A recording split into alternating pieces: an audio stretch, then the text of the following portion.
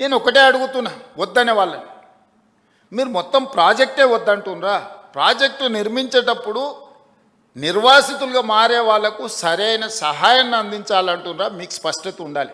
నిన్న మన ఒక అపార్ట్మెంట్కు సంబంధించిన చర్చ జరిగింది, ఎందుకంటే అక్కడ జర్నలిస్ట్ మిత్రులు ఉన్నారు. నేను కన్వే చేసిన అది 7 acres ఉంది. ఆ 7 acresలో మూసీ నది ఒడ్డున, ఈసా నది ఒడ్డున ఉంది. అది నదులకు బఫర్ జోన్ 50 మీటర్లు, నాలాకు బఫర్ జోన్ 10 మీటర్లు. ఈసా నది ఒడ్డున ఇది నాలా అని చూపించి 2004-05లో బిల్డరు అనుమతి తీసుకొని వచ్చి అక్కడ అపార్ట్మెంట్స్ కట్టింది. 2004 తర్వాత 2012లో చట్టాన్ని సవరించి స్పష్టంగా నాలా అయితే ఎంత ఉండాలి, చెరువులు అయితే ఎంత ఉండాలి బఫర్ జోన్, నదులైతే ఎంత ఉండాలి బఫర్ జోన్, కేటగారికల్గా చట్టాన్ని మనం ఆమోదించుకున్నాం శాసనసభలో. 2012 నుంచి యాక్ట్ మనం ఇంప్లిమెంట్ చేస్తున్నాం. దాని ప్రకారం మూసా నది కానీ ఈసా నది కానీ నది ఒడ్డున 50 మీటర్ల బఫర్ జోన్, ఎవరు ఏమి కట్టడానికి వీలు లేదు.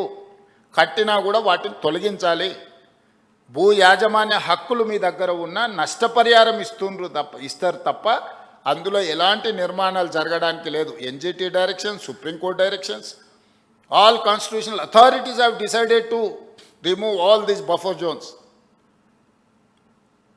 ఆ అపార్ట్మెంట్కు సంబంధించి దాదాపుగా 50% ఈ బఫర్ జోన్ 50 మీటర్ల 9 మీటర్ల సెట్ బ్యాక్ చూపించేసి ఇది నాలా అని చూపించి బిల్డర్స్ అక్రమంగా అనుమతి తెచ్చుకొని కట్టినరు. మన వాళ్ళు కొనుక్కున్నారు. అనుమతి చూసే కొనుక్కున్న వాళ్ళ గురించి నేనేం తప్పుగా చెప్పట్లేదు, అనుమతులు అన్నీ చెక్ చేసుకున్నాను.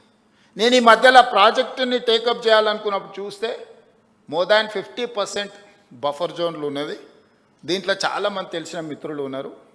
అరే వీళ్ళకి ఏదన్నా నష్టం జరిగేటట్టుంది, మనం చేయగలిగిన సహాయం చేద్దామని మా అధికారులకు చెప్పి వాళ్ళ దగ్గర పంపించి వాళ్ళతో చర్చ చెప్పిన. మరి వాళ్ళకి ఎంత చేరిందో తెలియదు, అందుకే ఈరోజు ఇక్కడ నుంచి చెప్పదలుచుకున్నా.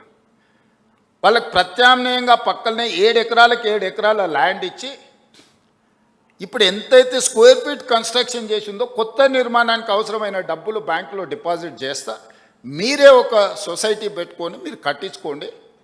ఇది ఇంకా భవిష్యత్తులో ఎప్పుడు మీకు అమ్ముకోవడానికి కొనుక్కోవడానికి కూడా ఉండదు. ఈ 50 మీటర్ల బఫర్ జోన్ అనేది బ్యాన్ చేస్తాం. ఇప్పటికిప్పుడు కూలగొట్టకపోయినా భవిష్యత్తులో అది మీకు 0 వాల్యూ అవుతుంది.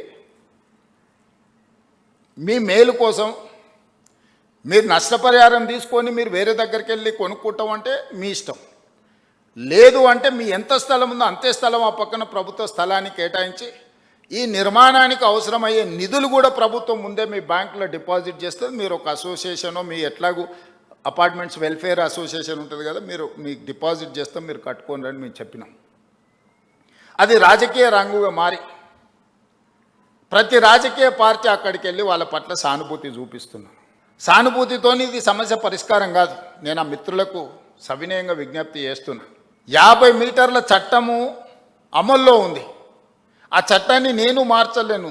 నేషనల్ గ్రీన్ ట్రిబ్యునల్ నుంచి సుప్రీంకోర్టు వరకు ఇచ్చిన గైడ్లైన్స్ ప్రకారం ఏర్పడింది. ఆ 50 మీటర్ల బఫర్ జోన్లో ఉన్న అన్ని అపార్ట్మెంట్స్ 0 వాల్యూ, నివసించడానికి పనికొస్తుందేమో కానీ దాని ఫైనాన్షియల్ వాల్యూ 0.